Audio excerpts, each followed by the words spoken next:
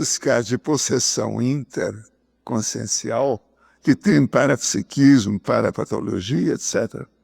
Ali no fundo tem o amor-ódio, quase. Você está entendendo?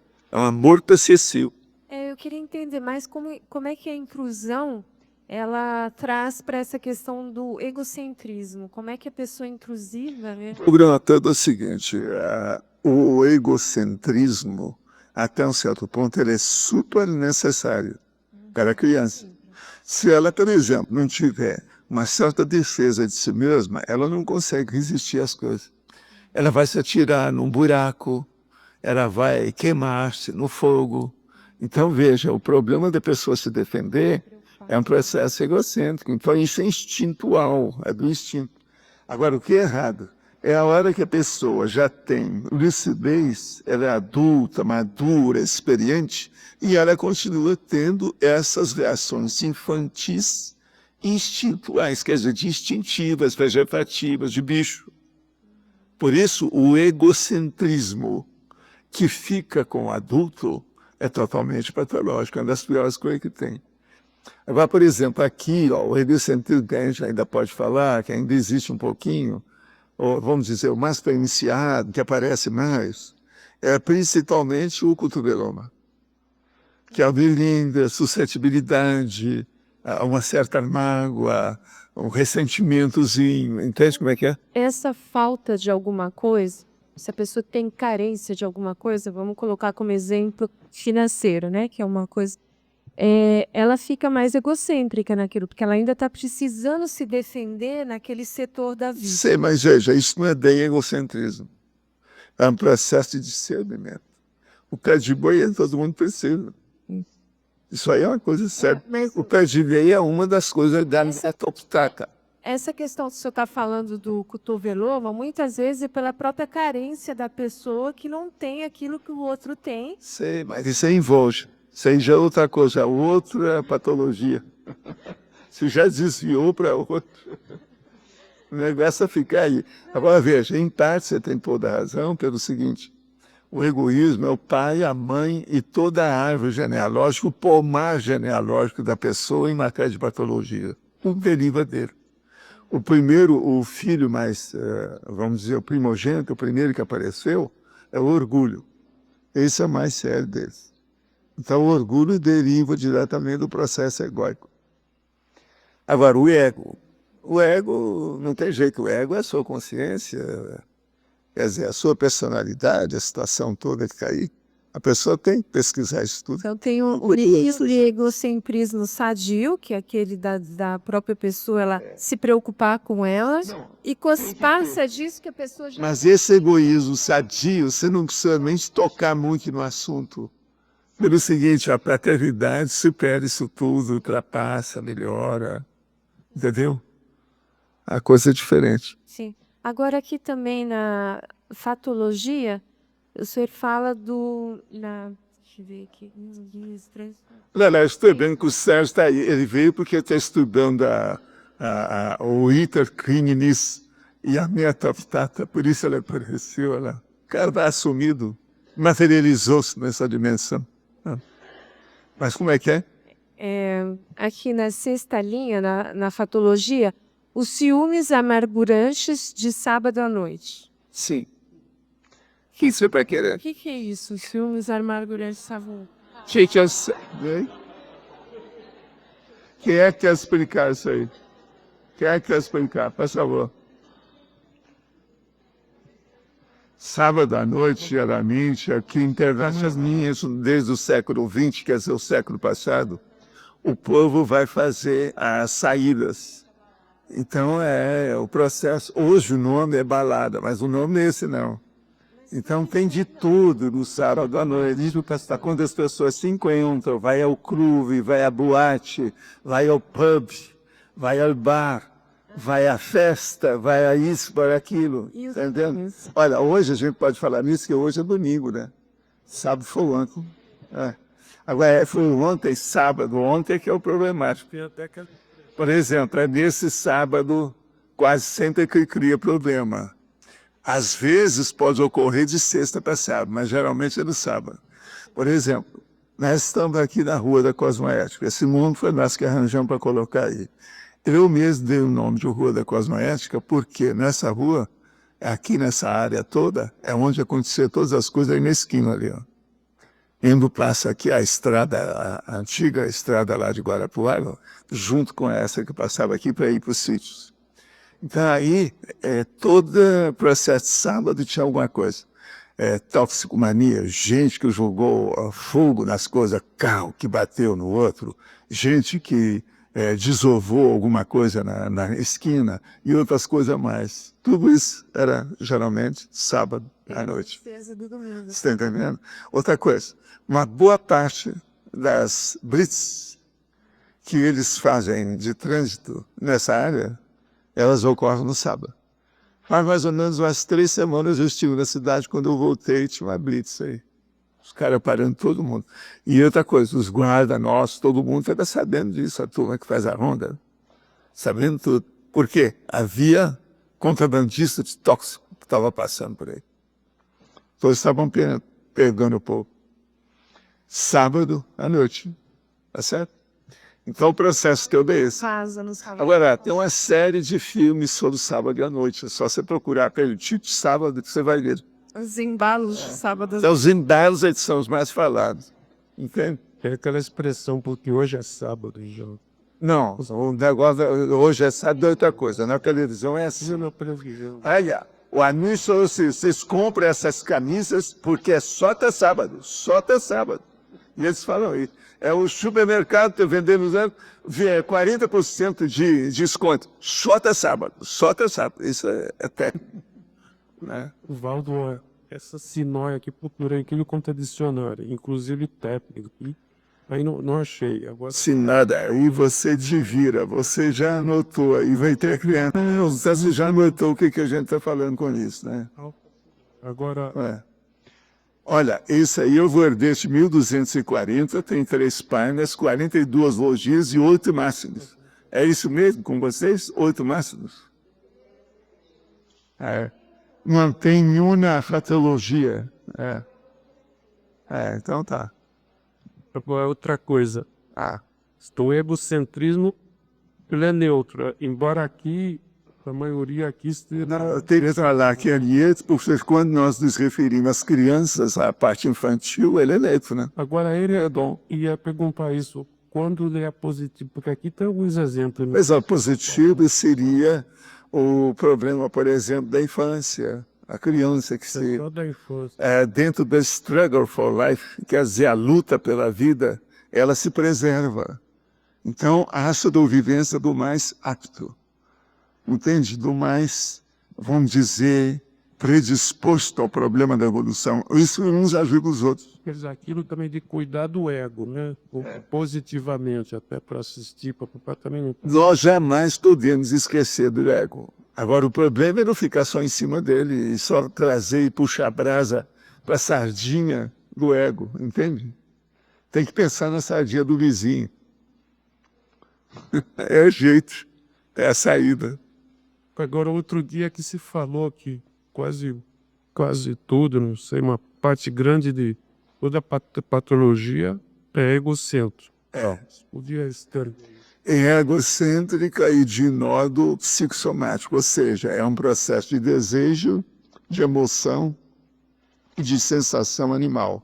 Então tem muita ainda, na estrutura da reação da personalidade, tem muito ainda de instinto. É o processo do proto-reptiliano.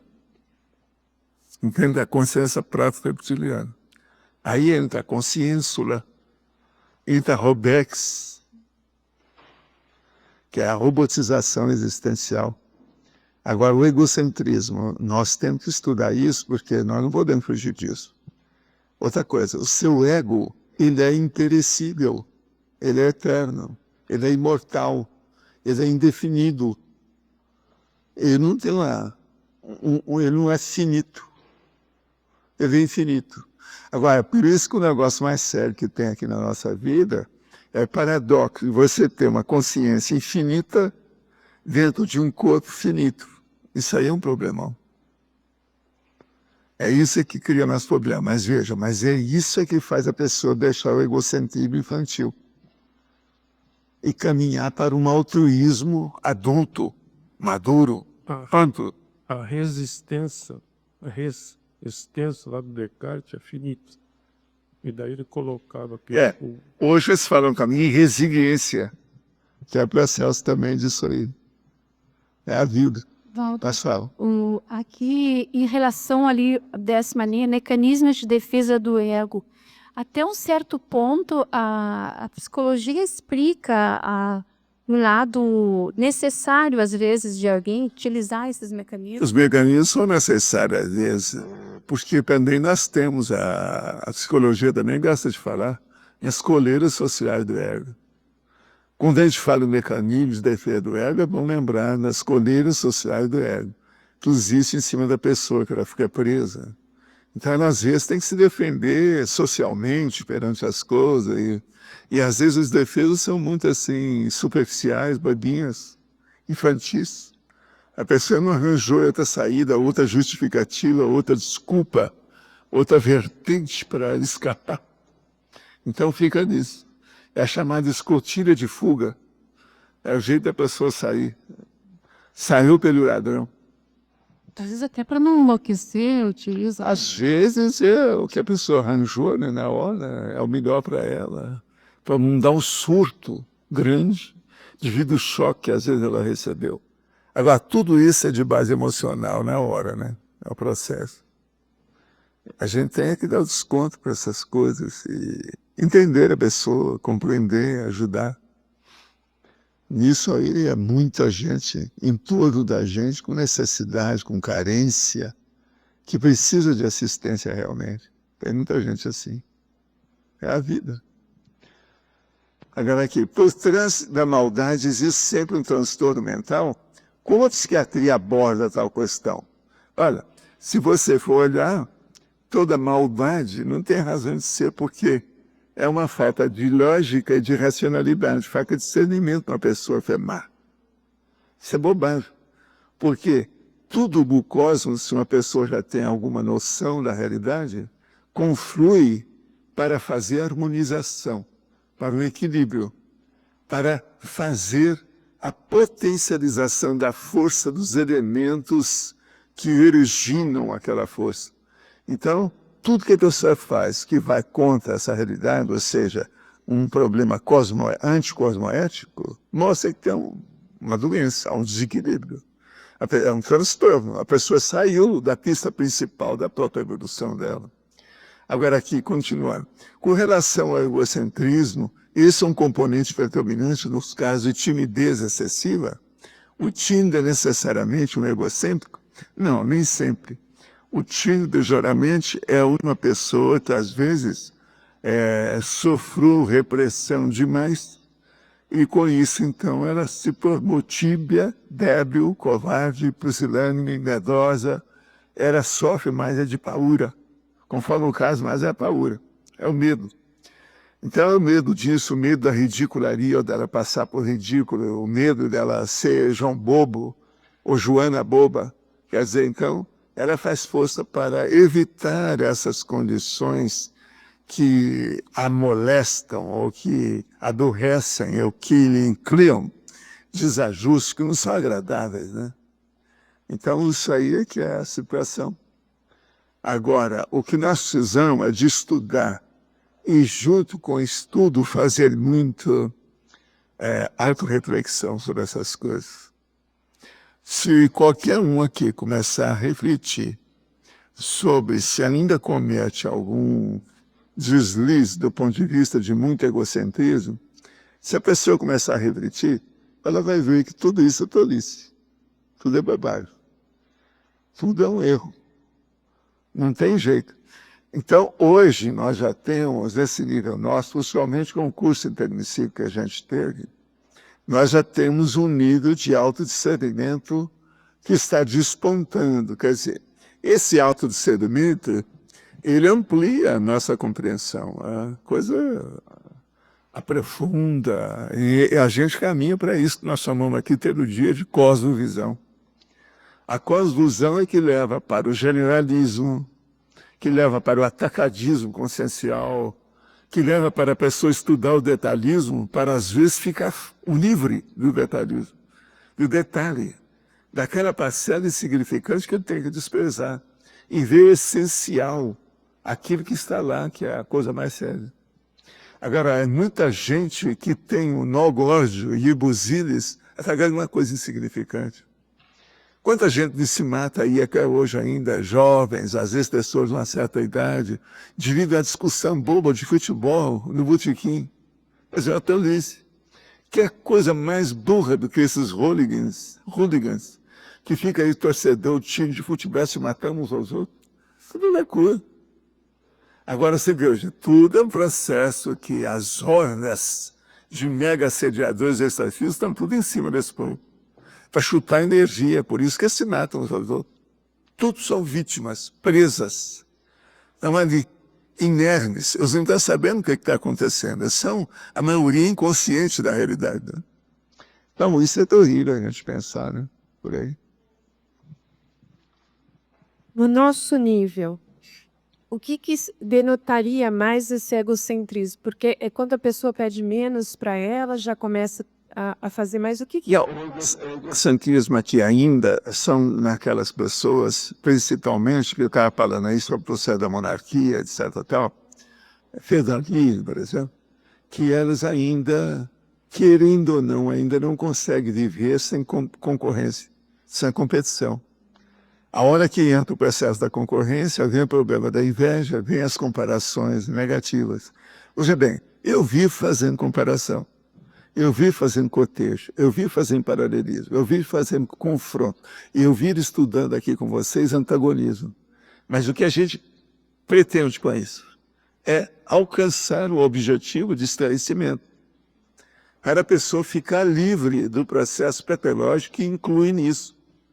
Agora, essas pessoas, quando fazem isso, elas estão incluindo aí da parte patológica da inveja, da concorrência, de querer puxar o tapete. Isso não é isso que eu queria chegar. Não é uma questão de uma carência profunda que a pessoa não consegue. Não é bem carência, às vezes, o processo, não é não.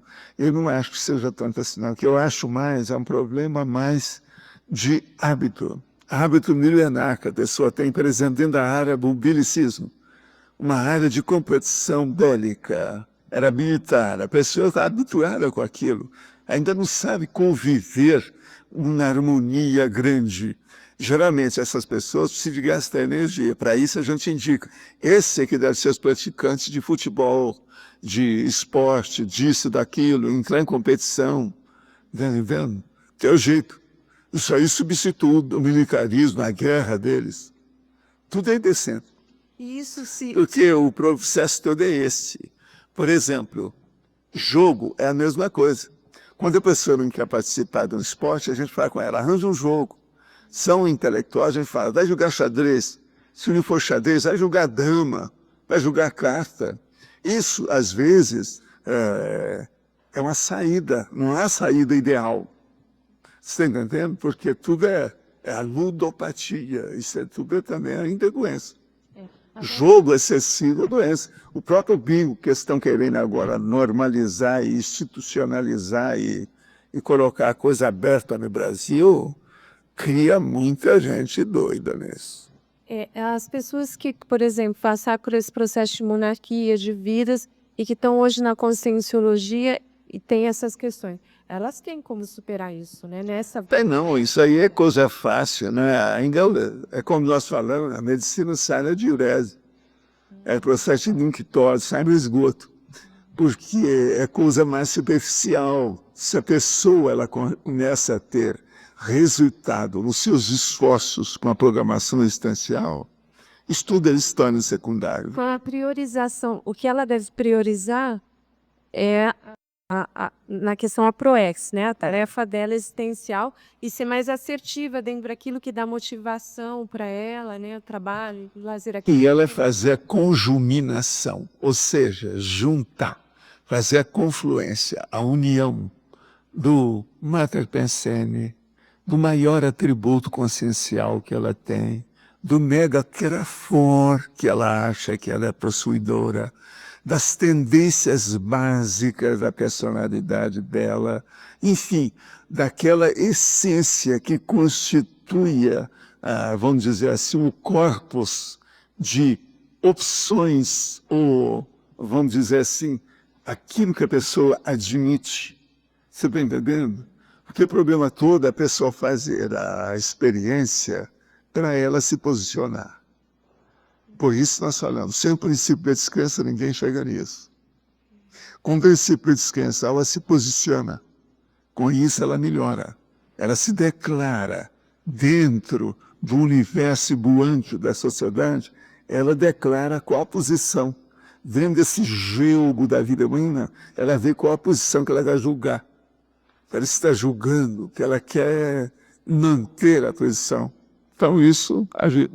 Então seria o trabalho, o resultado desse trabalho dentro da Proetis. Ela... É nessa hora desse exame que entra o processo do conscienciograma, o cosmograma, o mecanismo de defesa do ego, que tem aí os 12 tipos de defesa do ego que a pessoa tem que estudar. É o processo essas corridas sociais do ego, que eu estava falando também da sociedade. Isso tudo tem.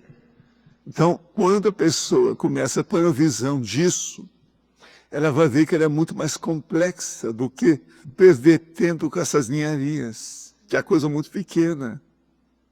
Entende? Então, por exemplo, a pessoa, o paradoxo patológico maior é justamente isso. É a pessoa que pensa que ela é grande demais e ela está se preocupando e se matando, porque isso faz mal para ela, ela vai somatizar isso e mexer no corpo e vai pegar nos lugares de menor resistência do corpo, dos órgãos, do sistema do corpo dela, ela vai alcançar doença, mazelas, transtornos, distúrbios. Você está entendendo? Então veja, e esse é o paradoxo pior que tem, é o chamado paradoxo patológico. É a pessoa que se sente exaltada, como se fosse imensa, uma grande personalidade, de uma grandeza absoluta, uma gigante do século, e ao mesmo tempo preocupada com uma ninharia, que às vezes nem o submundo está preocupado mais com isso. Você está entendendo? Isso é que é o paradoxo pior. Agora, é lógico, entre nós aqui já não tem tanta coisa mais assim, porque a pessoa já recebeu muitos esbregues. Começa pelo nega esbregue, que é o curso do Eliseu. Isso aí faz a pessoa ouvindo, ela vem um pouco tonta nessa vida. Por a primeira vez, vocês estão tendo uma vida que vocês chegaram um pouquinho assim, grogue. Está entendendo? Para ver como é que é. Que antes chegava com a corda toda e com a faca na mão, ou uma metralhadora, né, quando tinha. Agora a coisa já é diferente. Eu desejo agora que todo mundo venha assim, ó, igual ela, tá vendo lá? Agora, igual ela lá, igual ela lá, igual ela lá, igual ele lá, ó. Com a caneta na mão. A caneta, ou seja, a pena é superior à espada. O Voltaire já falava isso há alguns séculos. De modo que hoje nós estamos materializando essa condição. Veja, é muita gente com... Ainda tem a coisa mais avançada que o Voltaire não conheceu. O teclado é superior à bomba atômica.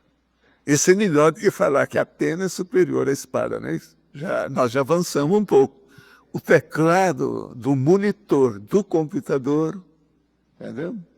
Do CPU, é superior à bomba de hidrogênio. Então o negócio mudou. Professor Bel, Sim, aqui sim, ali era bem de dados. sim. O senhor falou aí na questão da Magali com relação às pessoas da monarquia, do feudalismo, que participavam mais da parte dele, que depois citou dos esportes. Com relação à parte financeira, o Miserê também é egocêntrico, né? É. Agora, o miserê é porque a pessoa, às vezes, ela sofreu muito dentro do processo da PrEP. E aquilo criou uma cicatriz muito forte lá e ficou as brasas debaixo da cinza.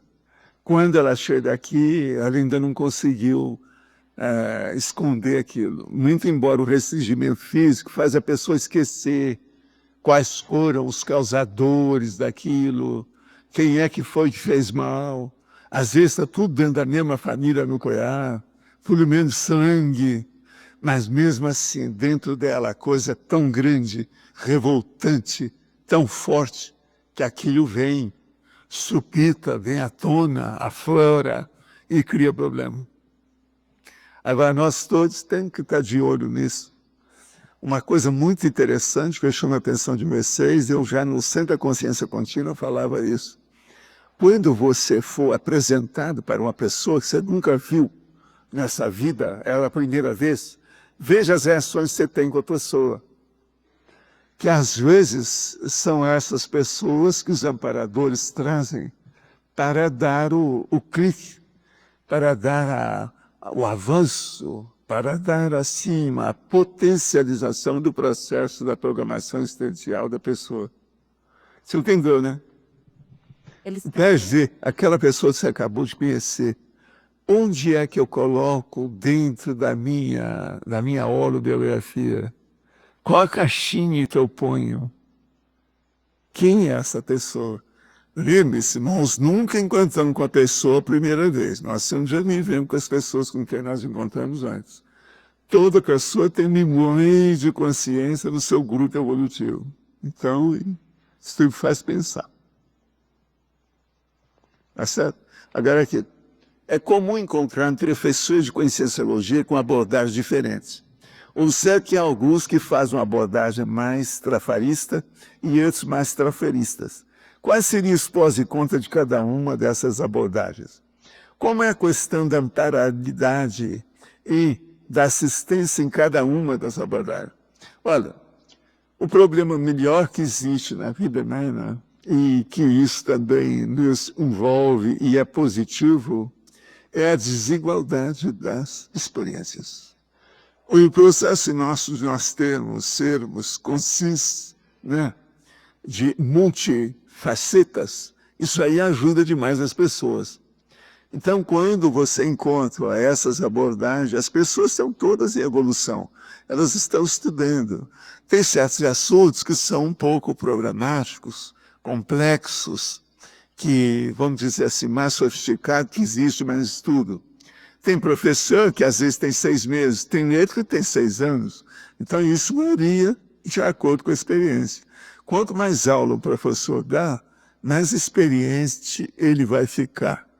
E ele vai encontrar cada vez mais com alunos e vai se tornar mais dono daquele assunto que ele expõe, o que ele está ministrando nas aulas, de modo que isso é mais do que normal. Agora, uma coisa muito séria que a gente tem que perceber é o seguinte: cada professor desse, com cada aluno que esse professor tem, é uma cobaia. Uma cobaia evolutiva para nós todos, não é só o professor nem para o aluno. Nós todos somos cobaias recíprocas, mútuas. Isso aí nos ajuda demais. E o legal da história é que ninguém é igual ao outro. Nós somos diferentes. Então, relaxa, aproveite, tire partido dessa situação. Através disso, você vai ver que o amparo varia de pessoa para pessoa. E o amparo de função, ele se fixa através de uma ficha de trabalho. Quer dizer, tudo depende, na evolução, do alto esforço. Como a consciência pode se manifestar no cotidiano com quase total predomínio do mental soma? Como fazer isso na prática? Pode ser conseguido diretamente pelo pensene? Não, eu não acho que seja não. Para manifestar com mental soma, eu preciso da pessoa vivenciar isso. Eu procuro fazer isso. Mais da metade do meu dia eu rio mais pelo mental soma. E eu garanto para vocês de ser capaz de provar isso. Se a pessoa não admitir, eu colocar comigo do jeito que eu fazia no Rio, colocar a pessoa comigo 2 dias, ela vai ver nem a vida, se ela aguentar. Vamos ver como é que fica. Agora tem que aguentar tudo. A hora que eu for dormir, a pessoa também vai dormir. A hora que eu acordar, a pessoa vai acordar. A hora que eu for trabalhar com o computador, ela também vai. A hora que eu for fazer isso, ela também vai ficar aí. Ou no bolseiro, vai em tudo. A gente dá um jeito. Alguma coisa acontece. Então, veja, o problema não é só teórico de mental soma, não. É de vivência com o holossoma. Sim, não, o meu. O turno intelectual. E tem também o dia matemático. E agora tem um outro que ainda não trouxe aí, que é a vida matemática. Esse é pior ainda. Esse é para colocar a cereja do bolo diretamente para você sabe para quem, né? Meu direto amigo, né? Rivaldo, Então, voltando ao processo do egocentrismo dentro da monarquia, eu estava pensando assim. É óbvio que toda pessoa que estava na monarquia, ela tinha egocentrismo, porque o contexto mesmo era esse. Só que nós tivemos um curso intermissivo. Então, esse curso intermissivo nos deixou um pouquinho melhor, menos egocêntricos, para venir nesta vida um pouco mais pensando nos outros, pensando mais no professor assistente. Mas exatamente que foi o que nós trabalhamos nessas últimas vidas na monarquia que permitiu, dentro desse contexto egocêntrico, fazer o curso intermissivo exato, é porque é um conjunto de condições.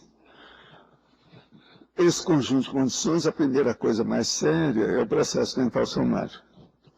O nível de conhecimento que você alcançou com isso. Conhecimento que eu estou falando com um certo abertismo da monarquia. Que se você fosse ainda muito carregada com monarquia, você não admitiria o curso intermissivo. Devido a essa abertura consciencial mais ampla.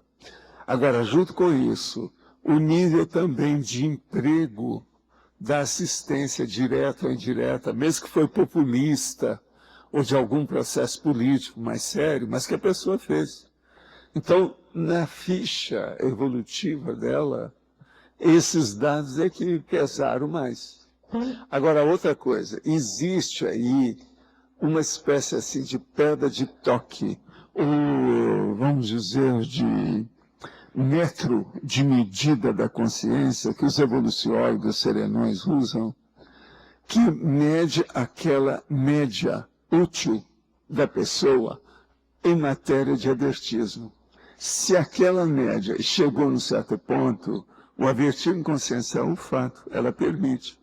Por exemplo, eu uma vez perguntei para um dos nossos amigos o seguinte: nunca é raro na triagem dessas pessoas? Eu disse, nunca. Aí então eu perguntei, mesmo quando a pessoa não aguentou o curso? Não, eles não é raro. Porque aquela pessoa, ela tem estofo, ela tem fôlego, ela tem embasamento, ela tem experiência para o curso intermissivo, ela está madura, pelo menos, já chegou perto. Agora, quando ela desiste, o problema é dela.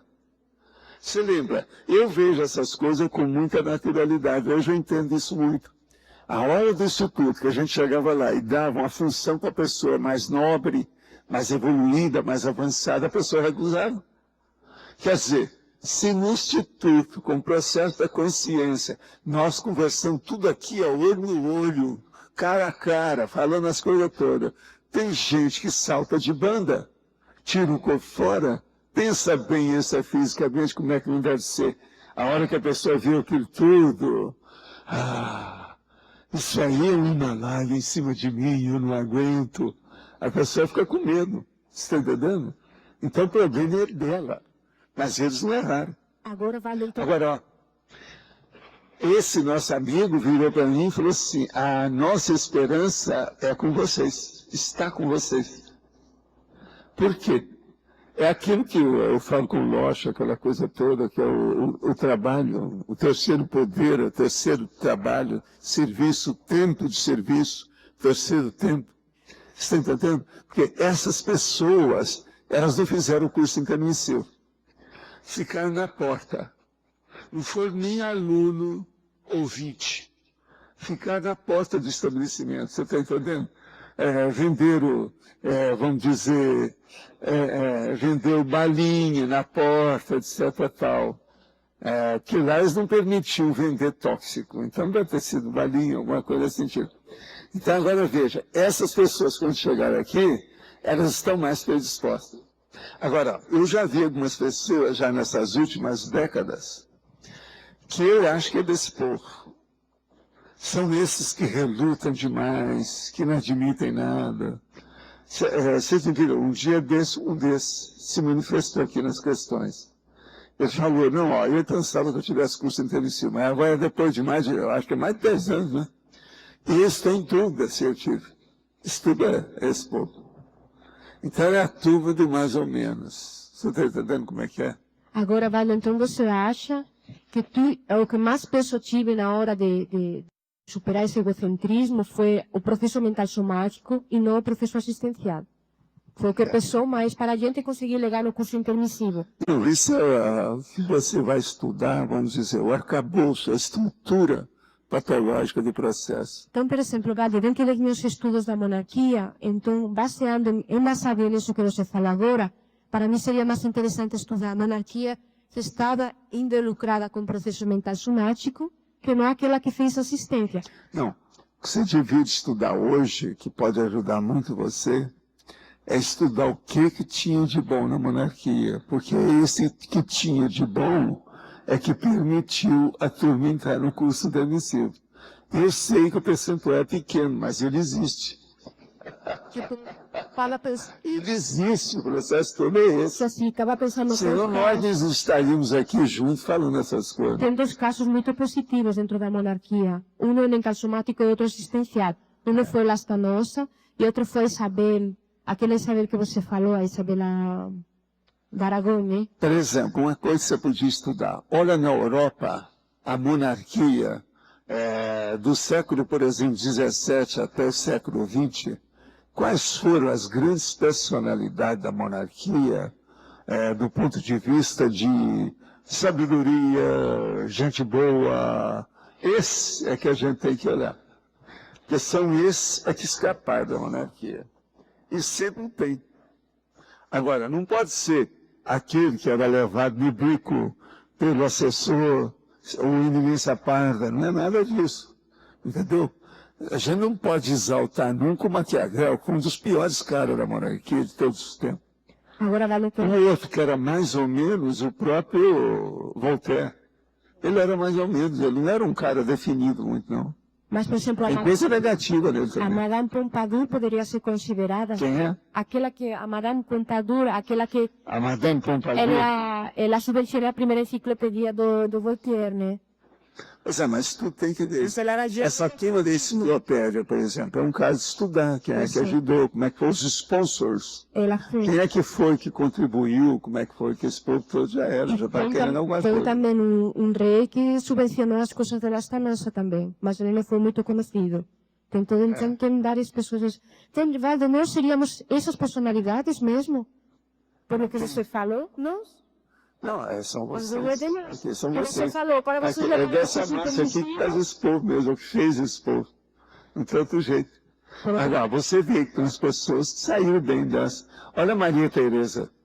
A Maria Teresa é uma pessoa da monarquia, mas de alto nível, nobre, mental somático, intelectual, alto nível. Veja bem, ela está aí, firme. Mas ela não é a gracinha da monarquia? Eu acho. Eu acho a Maria Teresa um exemplo. Hoje eu vou lá para ver o que ela vai fazer lá no shopping. Eu estarei lá Ela é muito para observar a situação e ouvir. Não, ouvir. Você está entendendo? Vamos ver isso. Obrigada. Agora aqui, a pessoa excessivamente consumista é necessariamente egocêntrica? Existe alguma relação entre consumismo e egocentrismo? Até um certo ponto, mas nem sempre é, porque o egocentrismo, ele define as coisas porque tem gente que é super consumista. Compra aquele monte de roupa, uma opção de coisa aqui hoje. Amanhã ela dá tudo para as amigas dela. Então, quer dizer, que besteira, não tem egoísmo nisso. Mas o problema era sentir que ela dominou o objeto que ela fez, que ela está na ponta, e ela fica ávida para comprar alguma coisa, arranjar uma coisa nova. Até um certo ponto, é uma megalomania igual às outras. Tá entendendo? Então, essa megalomania a gente tem que dar desconto. Eu conheço um monte de moças, senhoras, etc. tal, que compram uma porção de coisa de uso pessoal e dá tudo bem a pouco. Às vezes usou uma vez e já passa para frente. Por quê? O consumidor exige, né? Senão, como é que vai? Então, bolsa, por exemplo, presta atenção, bolsa. Quem é aqui que já ganhou bolsa das amigas? Levanta a mão. Vamos ver se tem. Olha lá, tá vendo? Eu falei só, uma coisa bem fácil. Bolsa. Mas tem coisa ainda mais ainda comum, hein? Pois é, não, essas eu não vou perguntar que fica chato. Essa não, essa aí não. Não vamos expor. Isso aí eu deixo para a Cons. Tá vendo? Quem é a Cons? Aí, ó, a turma da Cons. Fica por conta dele. Poderia ampliar o que o senhor disse sobre o paradoxo escatológico da exaltação pessoal íntima em relação à mediocridade dos interesses pessoais dominantes? O caso é o seguinte. Uma pessoa, por exemplo, a questão de consumismo. Está aí uma coisa bem lógica dentro disso. Consumismo está na ponta. É uma das patologias do zeitgeist atual. Hoje em dia, eu, por exemplo, em 1960, eu tinha falado isso. E eu agora, ultimamente, eu estou vendo isso. A minha apreciação é o seguinte. Vai chegar um dia que os próprios industriais vão querer que o povo compre menos do que aquilo que estão comprando dos produtos que eles fabricam. Isso divide o processo da interconcorrência, ou intraconcorrência. Ele criou uma fábrica aqui para fazer alguma coisa, depois ele arranjou outra fábrica aqui para fazer outra, depois arranjou outra aqui. Então aquela ali criou muito cartaz que era muito mais antigo. Ele criou uma nova, ele agora desejaria que o povo comprasse menos dessa, para comprar 10. Eu, em 1960, falei isso para a turma de industriais, nós estávamos lá, grande reunião, já até gente internacional no assunto. Eles começaram a rir de mim. Falei assim, eu quero ver isso, Valdo. Falei assim, viva! Quem viver, virá. O Aliás, teve isso recentemente, eu vi uma pessoa falando isso na internet. Entende? Então vamos entender. Durma com barulho desse. A situação, então, do consumismo, ela já está chegando, já está fazendo marola, já está entrando no nariz do povo, na boca, até daqueles que estão fabricando. Já existe isso. Não, pensa bem. Chega um ponto que a saturação acontece em qualquer campo de atividade, pode sobreviver à saturação, entende? Para compreender o ego sem fazer julgamentos de condenação, devemos julgar a energia para essas patologias do ego, depois fazer rever. Se você quiser, nem não precisa. Uma pessoa que pondera as coisas, ela não vai soltar energia negativa em cima dos outros. Eu, por exemplo, até não fico brincando aqui com o Arlindo, mas o Arlindo não reclama da minha energia. Você reclama? Não reclama. Por quê? Eu não estou soltando energia para acabar com o Arlindo. Nós estamos nos entendendo aqui num alto nível de estudo. Nesse assunto eu estou melhor do que Sócrates. Vamos e ganhamos nessa aí. Então melhor, bem melhor. Pelo seguinte, o Sócrates ainda fazia um negócio que chegava numa irreverência, mas chegava até numa certa ironia, uma condição, e rebaixava o cara perante ele mesmo. Agora, o que se passa com você? Não é tudo, nós estamos na mesma sarjeta ou nos mesmos píncaros da ideia. A situação é essa, de igual para igual. Então, há um processo maior aqui de socialismo, comunismo e fraternismo, não é verdade? Agora, o caso é o seguinte, de qualquer maneira, se você tem dúvida de você mesmo, faça o estado vibracional sempre antes de qualquer ação ou atividade. Isso sempre ajuda muito. Eu, por exemplo, mexendo com energia dia e noite há mais de meio século, eu ainda faço isso todo dia, toda hora. Eu vou trabalhar no computador. Essa madrugada eu trabalhei 4h30. Ou seja, das 12h22, ou seja, meia-noite, 22 minutos da madrugada, até mais ou menos 5 horas da manhã. Eu trabalhei no computador. Eu fiz uma revisão, uma opção de coisa que havia para fazer inclusão, muitos temas diferentes, sem parar. Agora veja, eu comecei exteriorizando energia no ambiente todo, e depois, no fim, também exteriorizei energia. Essa noite eu não senti frio nenhum, que lá já estava mais quente, hoje está 21 graus aqui, A coisa está mais, desde ontem a coisa começou a normalizar um pouco. Não sei quanto tempo vai isso, mas está melhor. Era bem que eu estou aqui, ó, com o meu casaco aberto e tal. Esse negócio todo. Hein? Ah, só um dia. Então aproveitem, viu? O problema é esse, aproveitem. É como diz o cara. Então vamos todo mundo ficar pelado para aproveitar. Enquanto tem que... Agora aqui. Essa análise de enquadramento de uma pessoa, conforme o senhor falou, logo no seu primeiro encontro, com sua perspectiva inicial, na primeira impressão, tende a gerar apriorismo, o que leva a um fechadismo para essa interação. Gostaria de entender melhor esse procedimento. Será que a gente indica corretamente a sua fala? Não, você não entendeu nada. O problema é o seguinte, o caso, quando você fizer isso, você vai alcandorar essa personalidade e colocá-la no pináculo da sua história pessoal.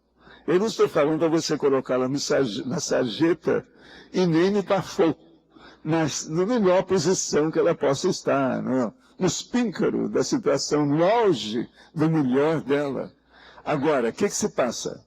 Examinando bem a pessoa. Então, toda vez que você for analisar a pessoa, você analisa para o melhor.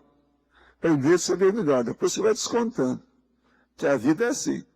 O problema é quando tem desconto demais, que aí você viu, né? Já passou da conta, já é mais de 51%, já não é o ideal. É isso? Mas é isso que eu estou falando, é só observar. Agora, o processo todo é o seguinte, essa observação ajuda a pessoa a se localizar, identificar e dar o diagnóstico de si mesma dentro do processo social evolutivo. Então, isso tem um valor extraordinário para, vamos dizer assim, melhorar as suas prioridades, ver quais são seus próximos passos dentro da execução da PROEX e outras coisas bem nesse sentido. Professor, Sim, volta lá. aqui na questão da elogio, na página 78, eu gostaria de entender também que esse crescendo o egocentrismo infantil insuperado e egoísmo adulto e Isso é claro que é o item? Está crescendo alergia. Crescendo alergia. A crescendo alergia. O crescendo egocentrismo infantil insuperado, egoísmo adulto cronificado. É esse? É, então acho que tem também um país crescendo, que tem Não crescendo, porque o egocentrismo infantil, ele tem que ser superado, mas ele não foi. Então ele chegou no egoísmo adulto cronificado. Houve um crescendo no caso patológico. Agora, o crescendo intencionalidade egocêntrica é intencionalidade cosmoética. Já houve um crescendo homeostático. Você entendeu? O primeiro é doentio, o segundo é sadio. Tá certo? Sim. B. No caso, que o senhor disse, a pessoa, a consciência que ela começa a fazer com esse transmissível e não consegue terminar. Ela diz, não quero mais fazer, eu vou para outro lugar. Não é, às vezes não chega a ser nem assim, não. A hora que a pessoa viu o alcance daqui, ela não fala nada, ela sai, a francesa fala, vamos embora. Vou embora daqui. Ela não chama muita atenção, ela sai de fininho por baixo do pano. Não parece não. Não quer saber daquilo. Não, no caso, comparando essa consciência com a outra que concluiu o curso intermissível, mas chegou aqui nessa dimensão e abdicou dele, qual seria a condição mais grave? Porque ele parece... Porque aqui ela foi às vias de fato. Lá ela estava na teoria. Outra coisa, pensa bem. Você, no curso intermissível, estava numa comunex tranquila, onde você pensava com muito equilíbrio. E outra coisa, você deduzia as coisas com muita, teoricamente, com muita lucidez. Muito embora tenha a parte prática, as viagens foram feitas, vamos dizer, as excursões técnicas, paracientíficas, paratécnicas da história, tudo isso. Mas o ambiente é outro. E outra coisa, uma coisa nova, você sabe, igual aquela pessoa que passou no vestibular, está sempre feliz, está comemorando a situação. Agora, a hora que a pessoa chega aqui, ela vai encontrar com seus desafetos, os algozes, as suas vítimas do passado. A coisa muda de figura, já um outro nível mais avançado. Então, por exemplo, se essa pessoa que teve tanto entusiasmo, que ficou tão, assim, enfoguetada com o processo do curso intermissivo. Ela chega aqui, ainda tem um esbreg desse, pensa bem naquela que já tirou o corpo fora desde lá da teoria. A hora que ela chega aqui, como é que o negócio é mais difícil? Então, essas é que nós temos que ter mais paciência. Porque me parece que aqui ela tem a justificativa do restringimento, ou da...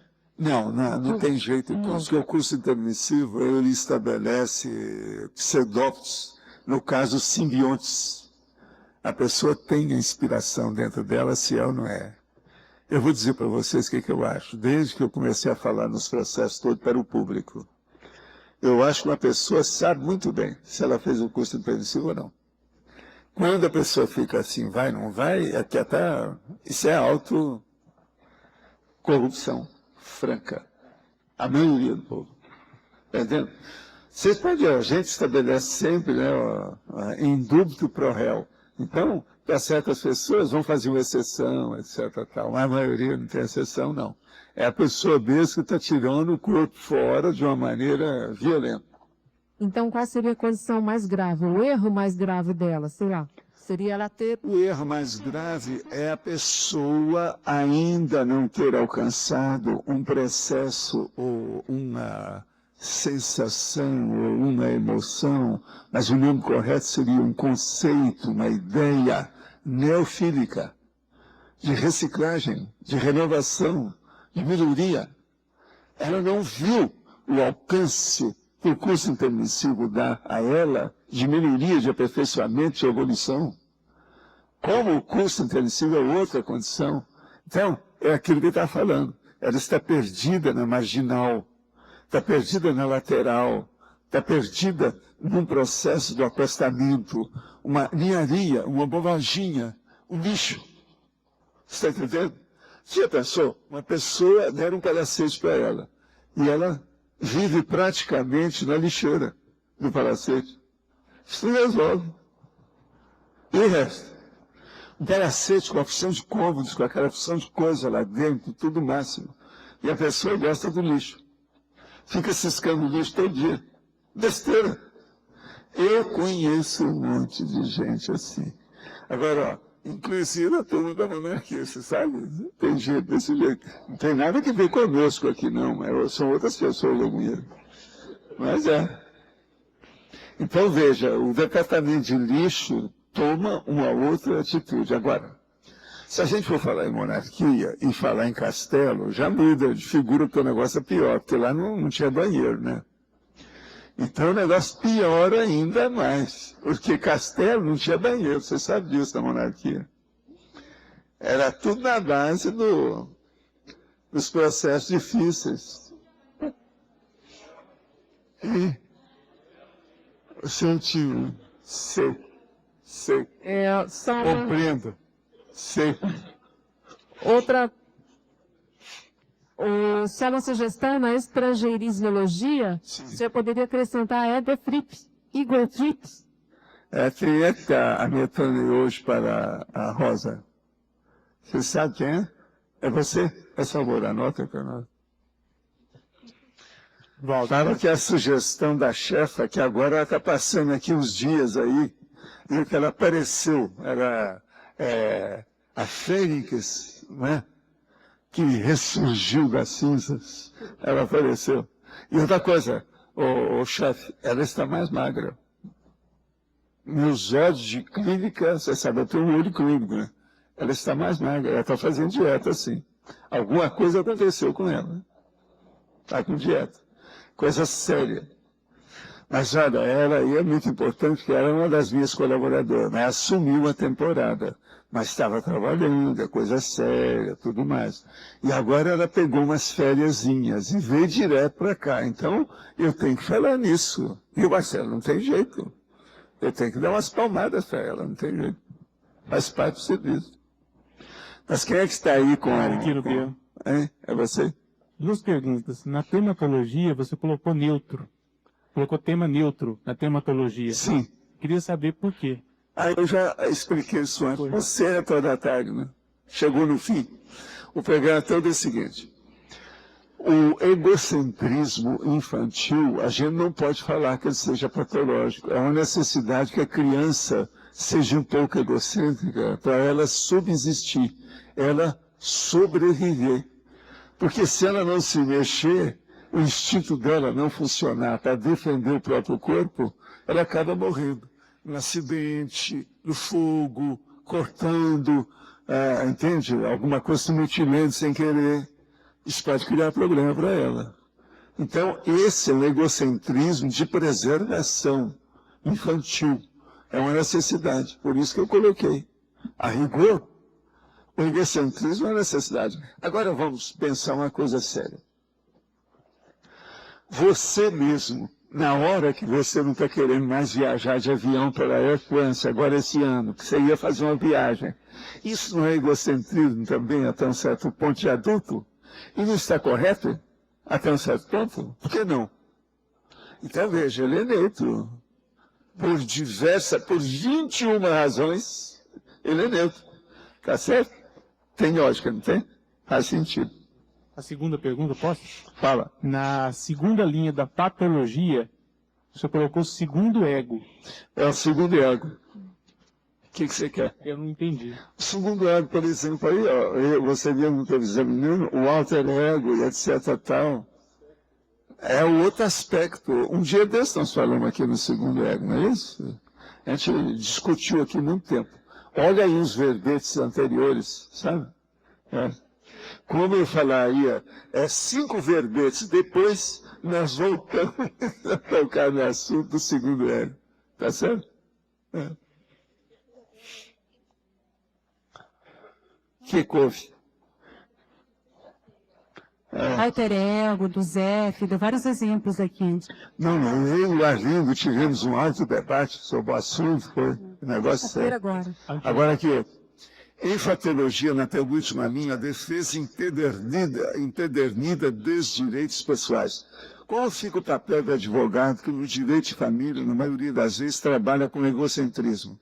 Olha, você pergunta para o advogado como é que está a consciência dele, se ele dorme à noite. Principalmente para um advogado experiente, com muitas décadas de trabalho. Vê se ele dorme à noite. Se tem, está tudo bem, não tem nada. O processo ali é a consciência dele. Tem certas condições do direito que nem se me pagasse eu não participaria. Mas tudo é um processo de direito, a gente tem que estudar com calma, devagar. Como conviver num sistema onde você tem que visar o lucro e não ser egoísta? Não, não é bem assim. O capitalismo selvagem atende o cidadão ou a cidadã que quer, outros não. Eu, por exemplo, eu trabalhei com esse capitalismo selvagem, tive empresas, tudo isso, fiz meu pé de meia e não me matei por causa dessa história, nem hoje. Eu nunca dei muito valor para os processos de dinheiro, da economia, de tudo mais que o povo dá. Então, veja, isso depende do temperamento da pessoa. Agora, um pé de meia, eu acho que a pessoa precisa, mas não é só eu divido o processo do regime político que nós vivemos, ou regime econômico, não. A situação é mais embaixo. É para a pessoa se libertar das prisões, da grilheta, dos grilhões, do processo todo que está, fica dependente dos outros. Então, a independência econômico-financeira é também uma independência de posicionamento, política, filosófica, de trabalho, de movimentação, até da agronomia, a pessoa ir de um lugar para outro, que é o direito de ir e vir. Isso tudo é muito importante dentro do processo. Estou prestes a residir na China. Uma filha e o marido já estão lá. Tem uma filha com 17 anos que também quer ir. Eu gostaria de residir em Foz do Iguaçu, mas ninguém quer ir comigo.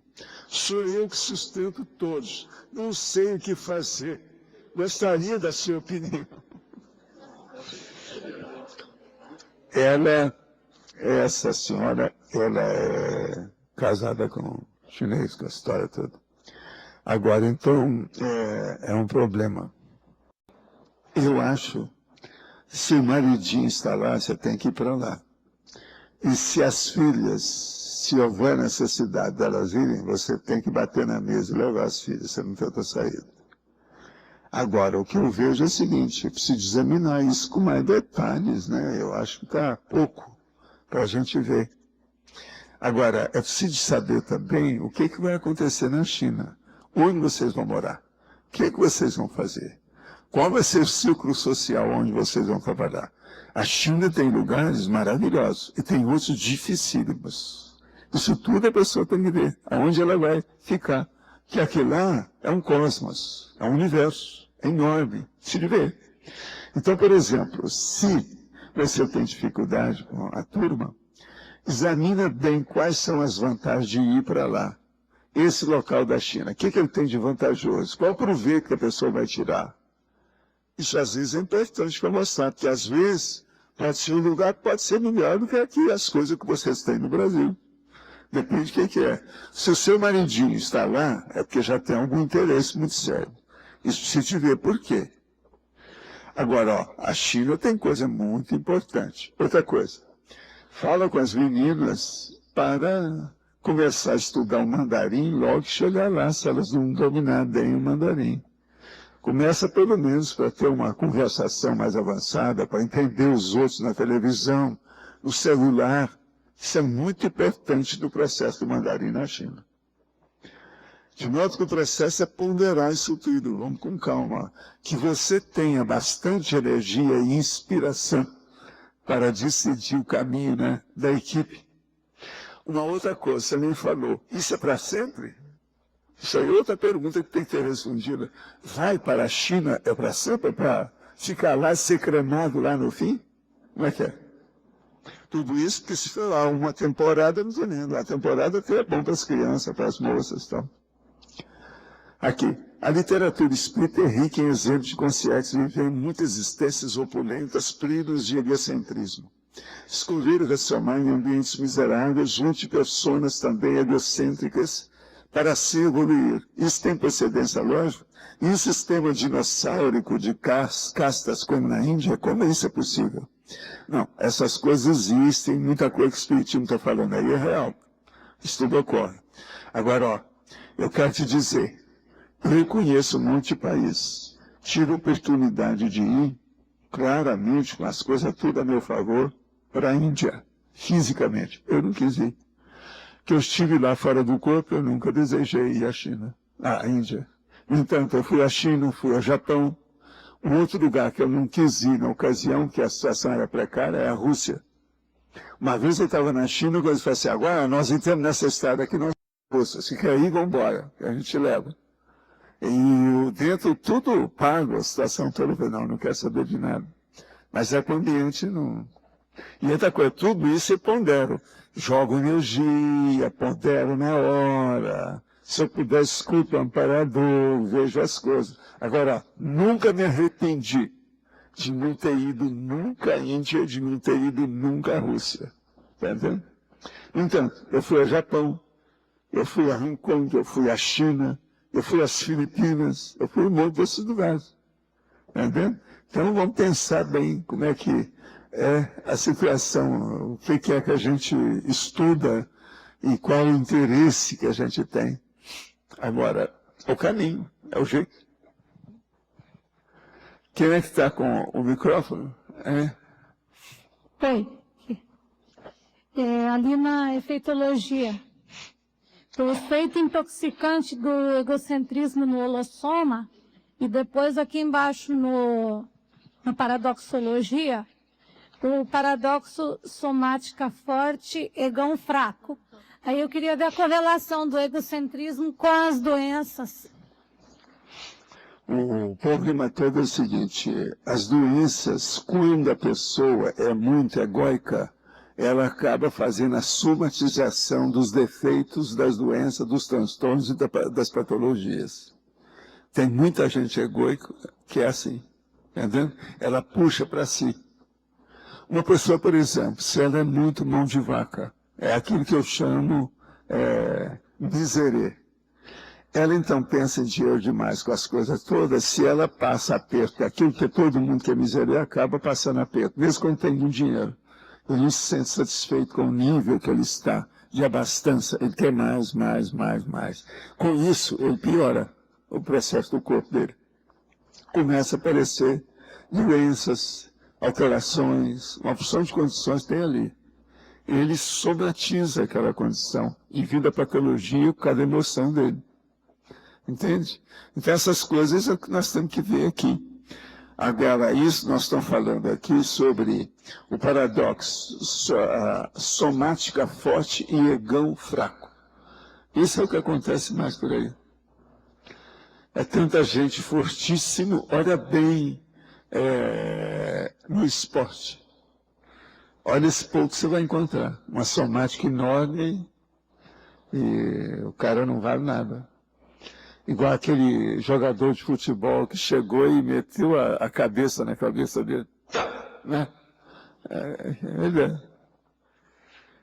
Agora, é um processo de emoção muito grande, né, que mexe com isso. A hora que o cara faz um gol, aquele negócio desse pular, joga o sujeito para cima, etc. Tal. Isso tudo, então, é uma emoção muito grande. O bicho está ali vivo. Tudo é possível. Entende? Então, a gente tem que examinar, não tem saída. É o jeito. Quem mais está aí comigo? É você? Professor, qual é a abordagem prioritária do ponto de vista da paraterapêutica no curso intermissivo quando eu chego na consciência com um processo odocêntrico competente? Então, o que é feito para melhorar e dissipar mais? A coisa é feita com muita habilidade e diplomacia, mostrando os fatos e parafatos para a pessoa. Quase sempre, uma coisa muito séria que eles dão como exemplo, e o negócio se pega bem quando a pessoa está numa comunex dessa de assistência, é mostrar como foi a vida dela e o que ela vê extrafisicamente. Então, por exemplo, como é que era o palco da existência dela anterior, e agora que ela está nos bastidores extrafísicos, entende como consegue? O que ela vê? O povo que está igual a ela. Se aquilo está certo. Então, por exemplo, a pessoa errou. Um erro muito grande lá, de acumulação de bens indevidos, confusão de coisas. Então, para mostrar o erro que ela teve, eles pegam aquela pessoa e visitam uma que está justamente naquela condição. Você está entendendo? Fala assim, olha, o que é que vai acontecer com essa pessoa? Veja, como é que fica? Tem cara desse que, às vezes, ele começa a fazer assistência ali, imediatamente. Ele quer bancar o amparador daquela pessoa para aquela pessoa não entrar no mesmo tabu que caiu. Você está entendendo? Então, isso ajuda demais. Esses processos, assim, vamos dizer, cara a cara, de demonstração, entende, direta, palpável, concreta da realidade, como exemplo. Isso aí não é só um gancho didático, é uma revivência do processo. Você está entendendo o que ele quer dizer? É muito sério. E isso às vezes ocorre, é muito sério. Olha a lógica, vê se faz sentido para você. Um papo por a pua.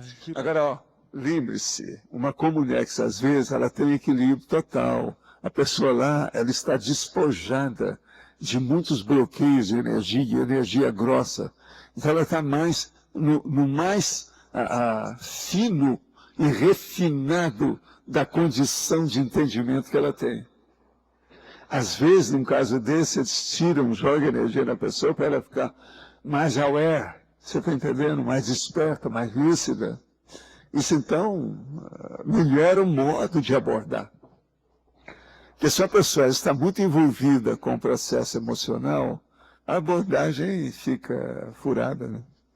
Agora, se ela tem um pouco mais de equilíbrio, uma abordagem menor já alcança um efeito extraordinário. De modo que isso aí pesa na balança. Quem é que está aí com o microfone? É você? Faz favor.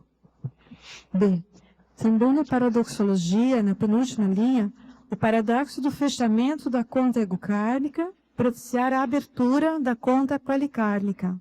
Professor, eu tinha pensado que fossem ocorrências que pudessem estar simultâneas. Você vai trabalhando o ego-karma, mas já inicia alguma atividade no polikarma. Isso aqui é estanque? Como é que é para entender isso? Não, o problema é o seguinte, você sai de uma condição de devedora para uma condição de assistente. O assistente, daí a pouco, vai ser credor do povo, por causa da assistência que ele vai fazer. Então, há um paradoxo nessa história. Quando a pessoa sai da sarjeta e vai para o cume do trabalho, entende, evolutivo dela. Agora, com as questões nossas, isso aí foi flagrante, óbvio, evidente, o tempo todo. Porque o curso intermissivo é divisor de águas, né? Antes e depois dele. Essas coisas todas ocorreram conosco. Agora, esses paradoxos, muita gente aqui passou por isso. Até hoje. Não significa que vai deixar de ter as condições educadas. Não significa que a interprisão kármica ela continua naquilo que você ainda não resgatou. O processo é seu. O ressarcimento, o pagamento em médicas prestações é um problema seu. Mas ele tem que ser feito, né? Cedo ou tarde. Por isso que o Arlindo aí, ó, eu estou tentando ver se pago umas coisas para ele, eu estou tentando me pagar. A gente está chegando aí, não, por isso tem esse entrevero entre nós, gente, não é isso? Às vezes tem que ver como é que é, né? Qual é a sua capacidade de ressarcimento? Olha, estamos falando aqui que a partir das 14 horas estaremos prontos para a finalização com a votação e recados. Às 14h15 teremos o sorteio do laptop do programa Amigos. Vocês estão entendendo bem como é que é? Então, vocês têm 9 minutos para fazer as últimas perguntas. Sendo assim, eu vou responder primeiro as de fora, tá certo? Parece-me que a assistência desinteressada ao próximo é um forte instrumento de combate ao egocentrismo. O senhor concorda? Plenamente, assina embaixo. E o que quer dizer da assistência carregada de interesse pessoal? Ela tem algum mérito? Tem. É o percentual, né? Qual percentual? Às vezes tem 5% de mérito, com 95% defasado, é isso? Mas pode ser, às vezes, o contrário. Gostaria de saber se existe uma correlação do período menstrual com a sensibilidade energética. O que é o Kernel-Echak e psicossoma, além das alterações hormonais do soma? Olha, tudo isso tem relação muito séria. Uma tensão pré-menstrual, a TPM, a TPM e outras coisas mais, isso é seríssimo. Você sabe que uma pessoa que está menstruada tem problema, por exemplo, na cozinha. Certas coisas, certos pratos que ela vai fazer, a energia que ela está mexendo altera o processo de crescer o bolo ou não crescer, o fermento. Por quê? Uma mulher fermentada piora o fermento do bolo. Isso é que eles falaram em Minas Gerais, em Goiás, etc. Tal. De modo que é lógico que o processo hormonal influi. Uma outra coisa séria em matéria de hormônio. Uma pessoa, por exemplo, chegou e começou a trabalhar numa repartição. É uma mulher. Essa mulher, então, foi trabalhar com mais 6 outras mulheres que já trabalhavam lá. Agora, o que se passa? Na hora que ela entrou lá, que aquelas já estão trabalhando há muito tempo, e todas elas estão ainda no período de menstruar, ela começa a ficar com a menstruação mais ou menos nos mesmos dias das outras. Isso aí também é uma influência terrível dentro do processo da energia. No nosso congresso, que a gente fez o primeiro sobre processo de consciência, projeção, etc., e alguém que parece foi a Pia Steiner, escreveu também de um artigo sobre esse processo da influência da energia e problema dos germínios da mulher em período menstrual. Ela fez esse estudo baseado na Conscienciologia. Isso é publicado, está aí nas nossas coisas, hein? É o Congresso Brasileiro, 1990, não é isso? A vivência da interassistencialidade pode minimizar ou eliminar a postura egocêntrica da consciência. Como aprofundar o entendimento da teática da maturidade para a psique interassistencial? Isso pode ter sido um tema de curso intermissivo, não há dúvida. A maioria dos temas que nós trazemos na tertúlia são do curso intermissivo. Qual a importância do estudo da monarquia nos dias de hoje? É importantíssimo na hora que a gente vê que tem uma porção de políticos querendo ser monarca, ou seja, ditadores. Instituída a monarquia linda, feudalismo.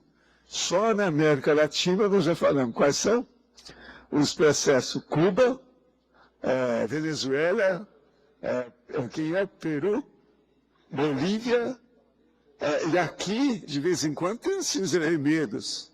De vez em quando tem gente colocando as unhas de fora, não é isso? As menguinhas de fora. De modo que o negócio é bravo, temos que estudar.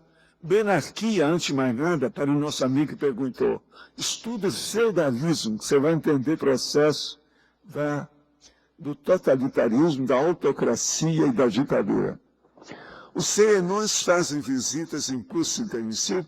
Não, é muito mais sério que isso. Eles são orientadores básicos, eles embasam os cursos intermissivos. Eles são os petros, eles orientam, eles demarcam a situação. Como analisar realisticamente uma pessoa que sente que já tem esse curso intermissivo pelos conhecimentos inatos que possui, mas não atende nenhum dos critérios que estão no livro 700 experimentos, em relação a vivências anticosmoéticas desde a infância? Seria autocorrupção inata? Não. Se você sente que as coisas, por exemplo, todos esses princípios básicos da conscienciologia, um bom percentual deles você admite, mesmo sem ter vivência disso assim, dentro da memoriologia, da holomnemônica, mostra que você teve o curso de intermissivo, isso não quer dizer nada. Agora, uma coisa séria é a seguinte, vamos pensar bem, existem processos da pessoa que ela não quer ombrear a situação. Ela não aceita, ela quer tirar o corpo fora. Ela quer renegar a sua própria condição.